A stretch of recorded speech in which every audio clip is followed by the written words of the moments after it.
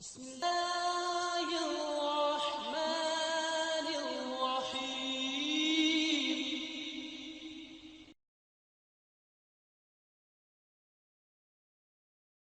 إن الحمد لله نحمده ونستعينه ونستغفره ونؤمن به ونتوكل عليه ونعوذ بالله من شرور أنفسنا ومن سيئات أعمالنا. من يهده الله فلا مضل له ومن يضلل فلا هادي له، وأشهد أن لا إله إلا الله وحده لا شريك له، وأشهد أن محمدا عبده ورسوله صلى الله عليه وسلم. أما بعد، فإن خير الحديث كتاب الله، وخير الهدي هدي محمد صلى الله عليه وسلم، وشر الأمور محدثاتها، وكل محدثة بدعة، وكل بدعة ضلالة، وكل ضلالة في النار. اللهم صل على محمد وعلى آل محمد كما صليت على إبراهيم وعلى آل إبراهيم إنك حميد مجيد. اللهم بارك على محمد وعلى آل محمد كما باركت على إبراهيم وعلى آل إبراهيم إنك حميد مجيد. أعوذ بالله من الشيطان الرجيم. بسم الله الرحمن الرحيم. شهر رمضان الذي أنزل فيه القرآن هدى للناس وبينات من الهدى والفرقان. إن الذين يتلون كتاب الله وأقاموا الصلاة وأنفقوا مما رزقناهم سرا وعلانية يرجون تجارة لن تبور ليوفيهم أجورهم ويزيدهم من فضله إنه غفور شكور.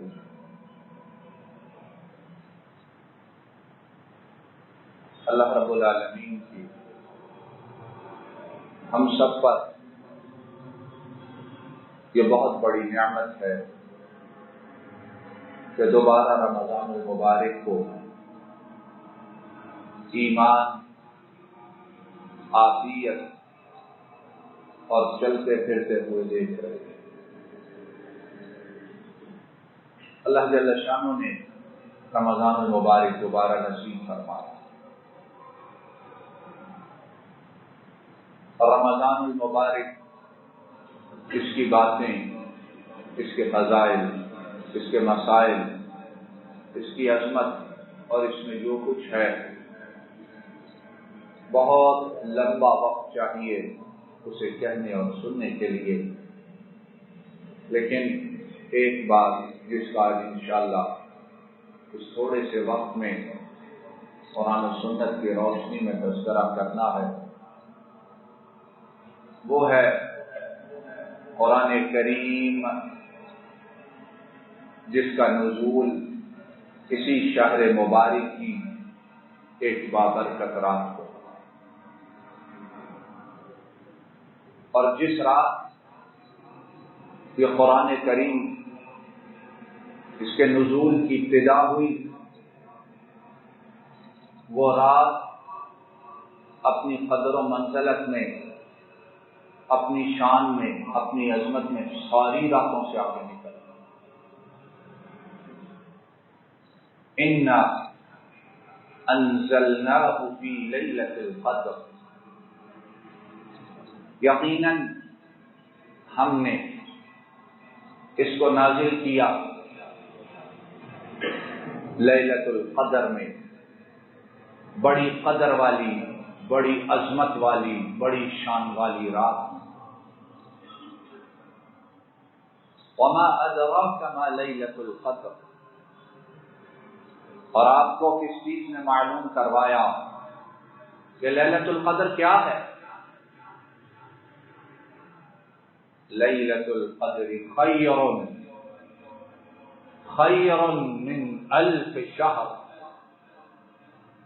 یہ رات ایک ہے لیکن اپنی فضیلت، اپنی عظمت، اپنی برکت، اپنی بڑائی، اپنے تقدس، اس کے لحاظ سے خیر بہتر ہے من الف شہر، 1000 مہینے۔ تو قرآن کریم جس رات نزول کی ابتدا ہوئی وہ رات کہاں کی کہاں پہنچ گئی؟ تو سامعین گرامی، جو اس قرآن کریم کو پڑھے گا، جو اس کو پڑھے گا، اس کے ساتھ تعلق کو جوڑے گا، اس پر غور و فکر کرے گا، اس کو پڑھائے گا، اپنی اولاد کو سکھائے گا، اپنی زندگی کو قرآن والا بنائے گا، تو اس کا مقام و مرتبہ کتنا ہوگا۔ اور قرآن کریم اس کی عظمت، اس کی بڑائی، اس کی شان، اس کی قدر، اگر اس کے لیے صرف ایک حدیث جو ابھی ہم سننے والے ہیں انشاءاللہ، صرف ایک حدیث ہو، اس قرآن کریم کے لیے بہت کافی۔ امام بخاری حضرت عثمان بن عفان رضی اللہ تعالی عنہ ان سے بیان کرتے ہیں، نبی کریم صلی اللہ علیہ وسلم نے ارشاد فرمایا، خیرکم من تعلم القرآن وعلمہ۔ جی یہ چاہتا ہے کہ اس حدیث مبارک کو ہم اپنے دل پہ بھی لکھ لیں، اپنے دماغ میں بھی محفوظ کر لیں، جس جگہ اٹھتے بیٹھتے ہیں اس حدیث مبارک کے الفاظ کو نقش کروا لیں، جس جگہ کام کرتے ہیں، جس جگہ آتے جاتے ہیں، اس حدیث مبارک کے الفاظ کو وہاں کھدوا کے لکھ لیں۔ خیرکم، لوگوں تم میں سے سب سے بہترین، تم میں سب سے افضل، تم میں سب سے بڑھیا، تم میں سب سے زیادہ بلند و بالا کون ہے؟ من تعلم القرآن، جو قرآن کریم کو سیکھتا ہے۔ وہ کون ہے؟ کون ہے بولو؟ وہ مسجد کا قاری صاحب ہے، وہ صوفی صاحب ہے، وہ آدمی ہے جسے دنیا کا اور کوئی کام نہیں۔ جب کوئی کام نہیں تو اب کیا کریں؟ چلو قرآن کریم کو تھوڑا وقت دے دیں۔ جب ہم نے قرآن کریم کو ایسے سمجھا اور اس کو وقت اس طرح دیا تو پھر قرآن نازل کرنے والے نے بھی ہمیں بولا، خیرکم من تعلم القرآن، تم میں سب سے بہترین وہ ہے جو قرآن کریم سیکھتا ہے، وعلمہ، اور تم میں سب سے بہترین وہ ہے جو قرآن کریم سکھلاتا ہے۔ تو اس کتاب حکیم کا پڑھنا، پڑھانا، سیکھنا، سکھلانا، ایسا کرنے والا سب سے افضل ہے۔ اور جن اوقات میں قرآن کریم کو سیکھے گا اور سکھلائے گا، پھر ان اوقات کی شان و منزلت کیا ہو؟ کہتے ہیں کہ نہیں یار وقت سے فائدہ اٹھاؤ،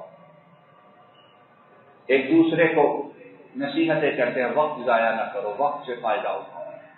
تو وقت سے فائدہ اٹھانا، وقت کا سب سے بہترین مصرف وہ قرآن کریم کو پڑھنا، پڑھانا، تعلیم دینا، دلانا نہیں تو اور کیا۔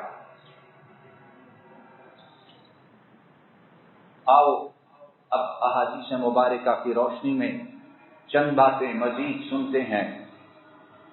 امام احمد، امام حاکم اور امام طبرانی حضرت عبداللہ بن عمر رضی اللہ تعالی عنہ ان سے روایت کرتے ہیں نبی کریم صلی اللہ علیہ وسلم نے ارشاد فرمایا الصیام والقرآن یشفعان للعبد یوم القیامہ یقول الصیام ای ربی منعته الطعام والشهوة فشفعني فيه ويقول القرآن منعته النوم بالليل فشفعني فيه فيشفعان أو كما قال صلى الله عليه وسلم.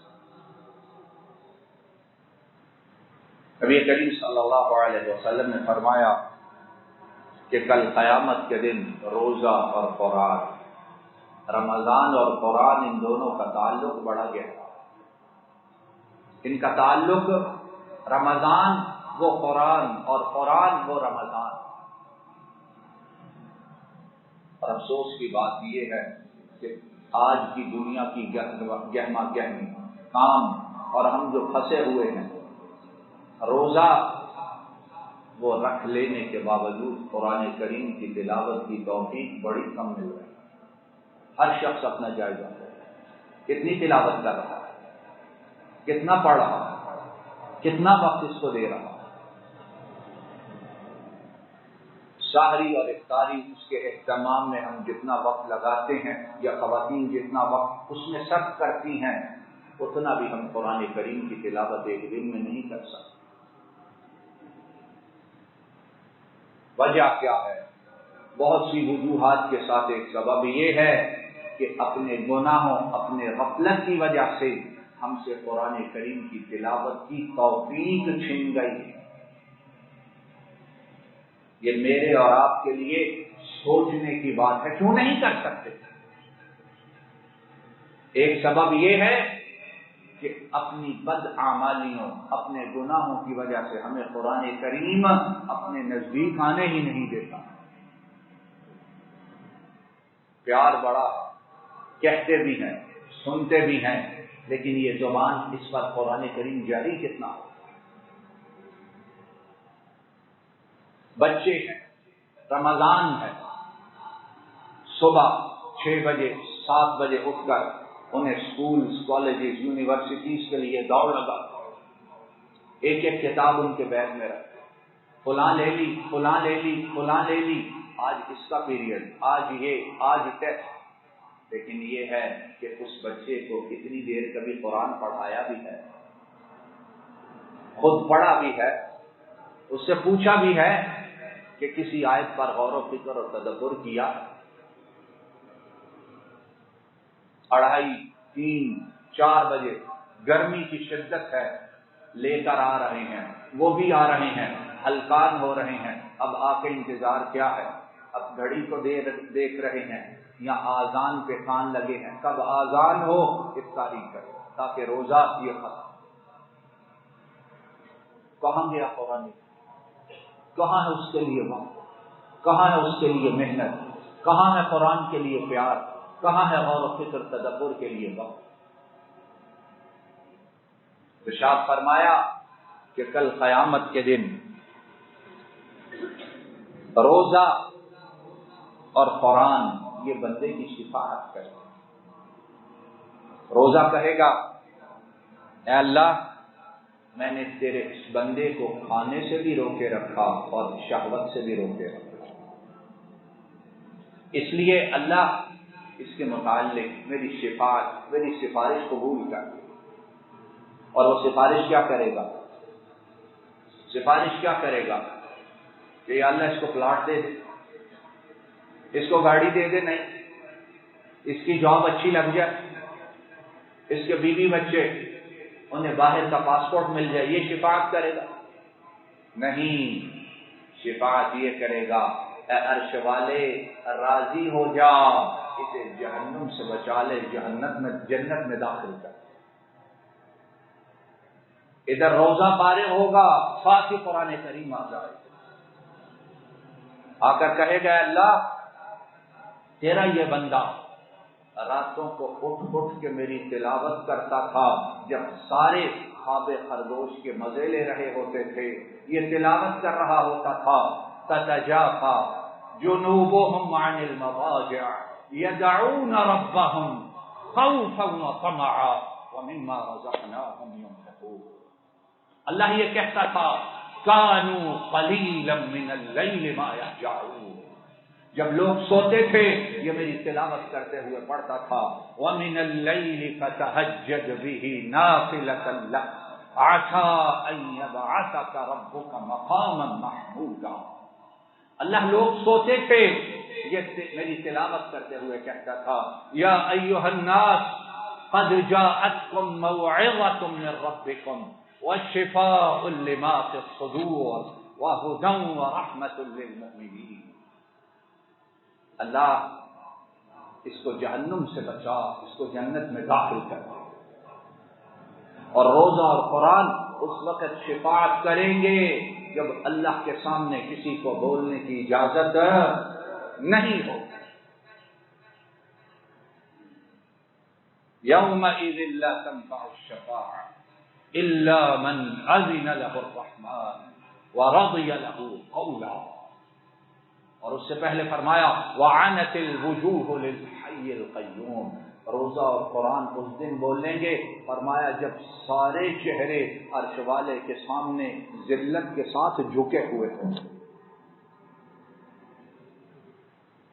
وعنت الوجوہ للحی القیوم. اس دن قرآن بولے گا، اس دن روزہ بولے گا. اللہ انہیں جہنم سے بچا، جنت میں داخل فرما. نبی کریم صلی اللہ علیہ وسلم فرماتے ہیں ایشفعان، یہ دونوں ادھر شفاعت کریں گے، ادھر عرش والا ان کی شفاعت کو قبول کرتے ہوئے روزہ دار اور قرآن پڑھنے والے کو جنت میں داخل فرما.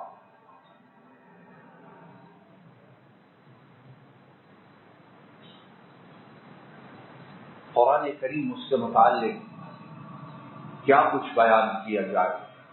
جو قرآن پڑھنے والا، پڑھانے والا، قرآن سے تعلق والا، قرآن سے پیار کرنے والا، قرآن کو وقت دینے والا، قرآن کے لیے زندگی وقف کرنے والا، اس کا اللہ کے ہاں مقام و مرتبہ کیا ہے.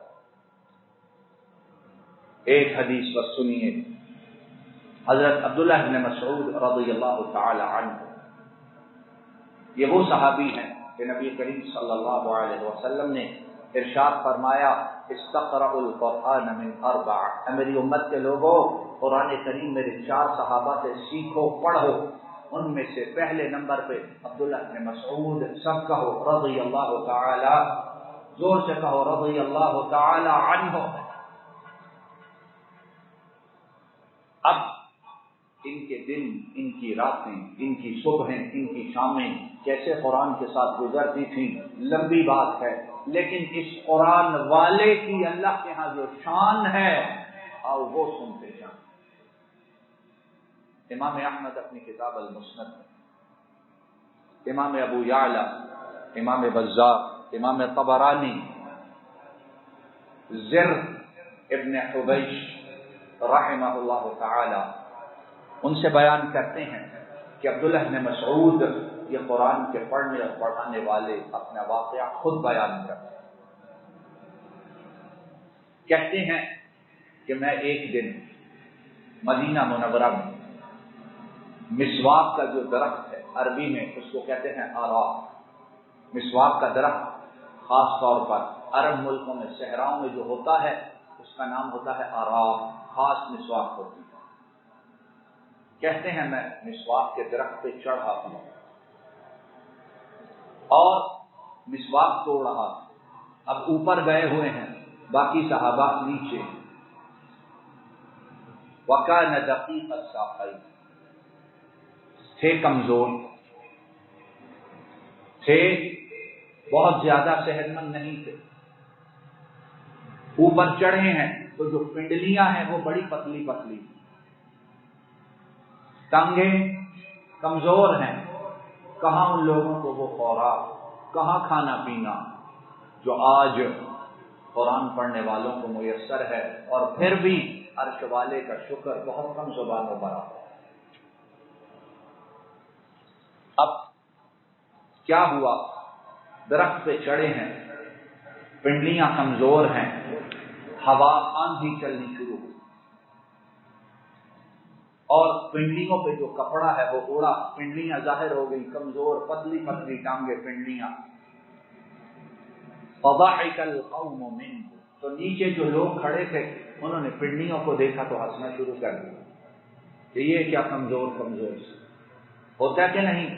دیکھتے ہیں اچھا تگڑا صحت مند آدمی کسی کمزور آدمی کے بازو ٹانگیں دیکھے تو ہنستا ہے اور مختلف قسم کی باتیں زبان پہ آتی. انہوں نے بھی لوگوں نے دیکھا، میں نے دیکھو تو صحیح، اوپر چڑھا مسواک اتار رہا ہے، پنڈلیاں دیکھو کتنی.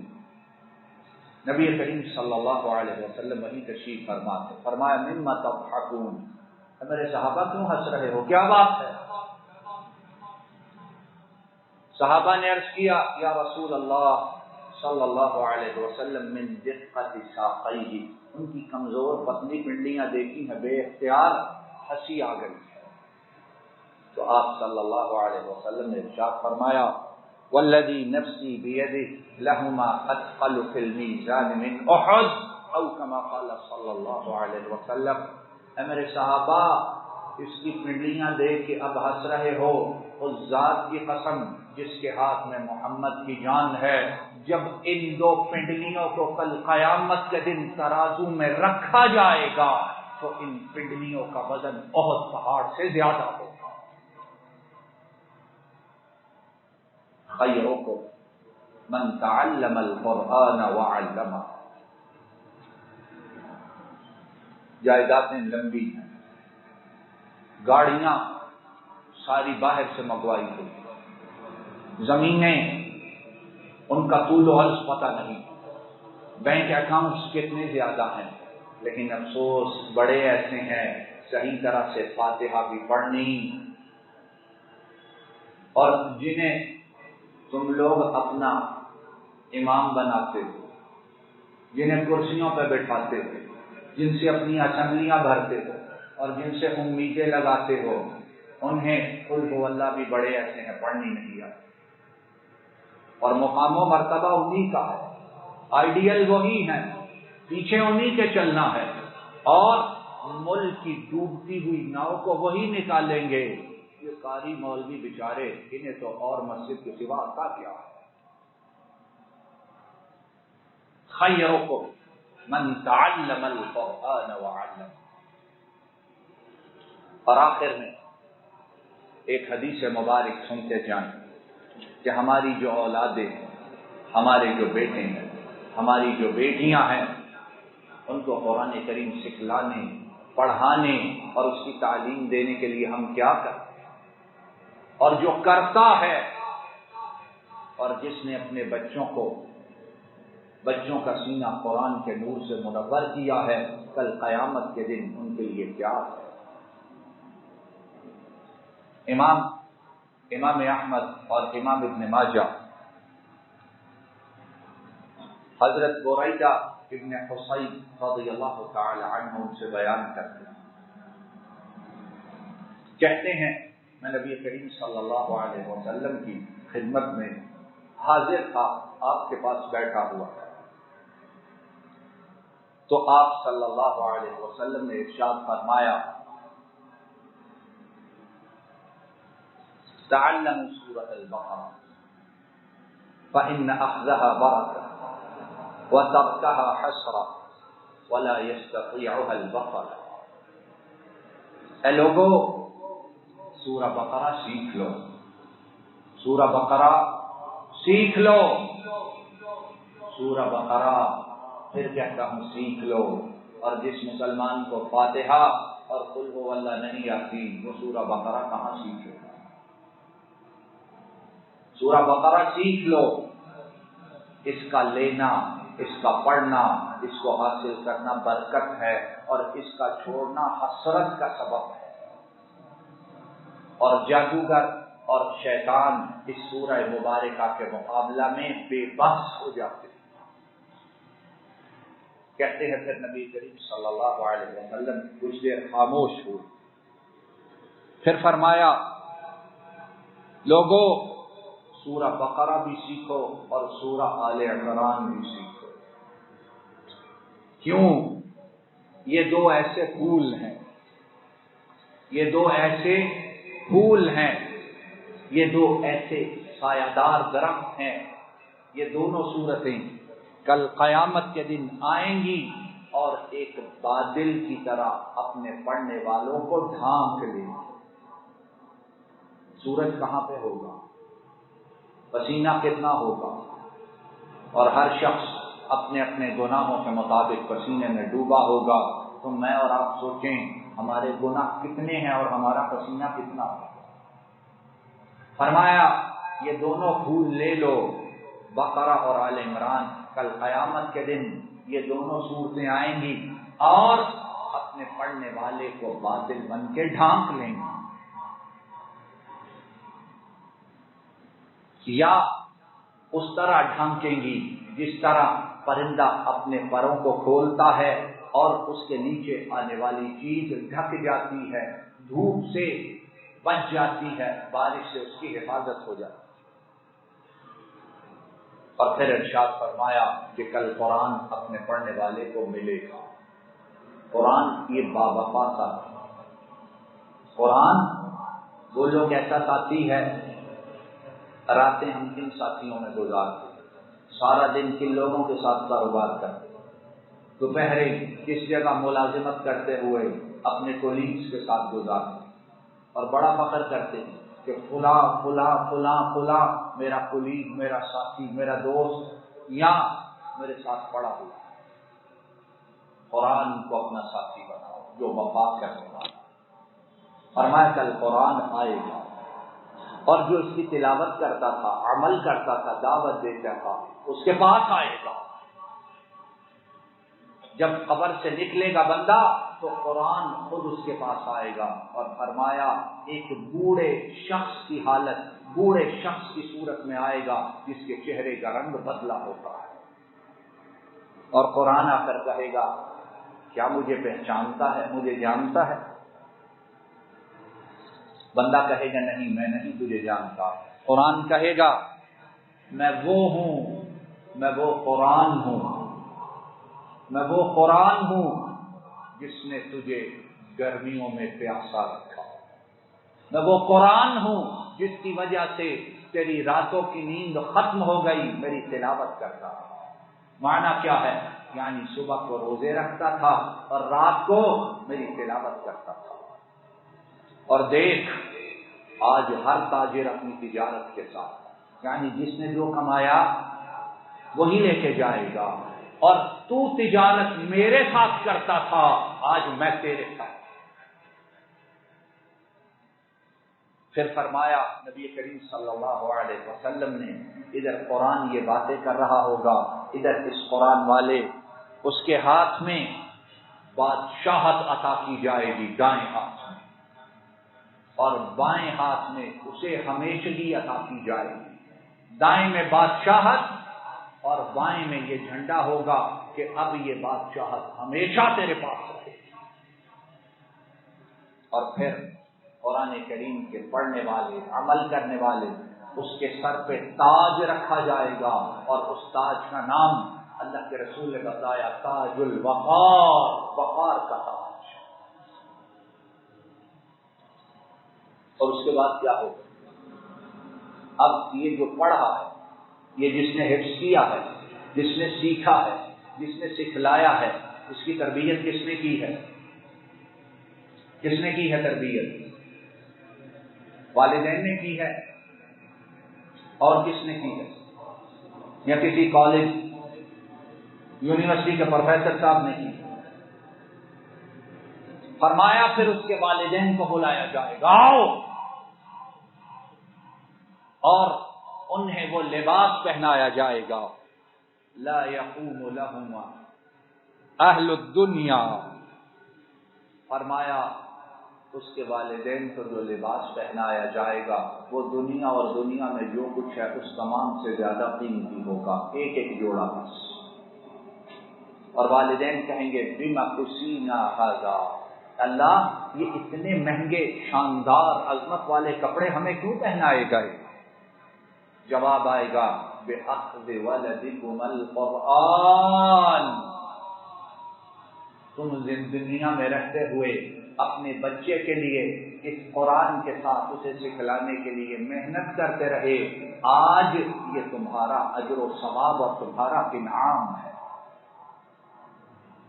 اور پھر فرمایا قرآن کریم والے کو حکم ہوگا ادھر آؤ، اقرأ وَاصْعَدْ فی درج الجنة وغرفها فهو في صعود ما دام يقرأ حظا كان او تفصیلا۔ پھر قرآن والے کو کہا جائے گا ادھر آؤ، اب قرآن کریم پڑھتے جاؤ اور جنت کے درجات اور جنت کے جو کمرے ہیں، محلات ہیں، ان پر چڑھتے جاؤ، اور تب تک چڑھتے رہو گے جب تک پڑھتے رہو، تب تک عظمت حاصل کرتے رہو گے جب تک سینے میں موجود قرآن کی تلاوت کرتے رہو۔ تو پھر جس نے حفظ کیا، جس نے حفظ کروایا، جس نے محنت کی، بولو کل قیامت کے دن وہ کہے گا کاش ساری زندگی یہی کام کرتا رہتا، باقی تو سب کچھ پیچھے رہ گیا۔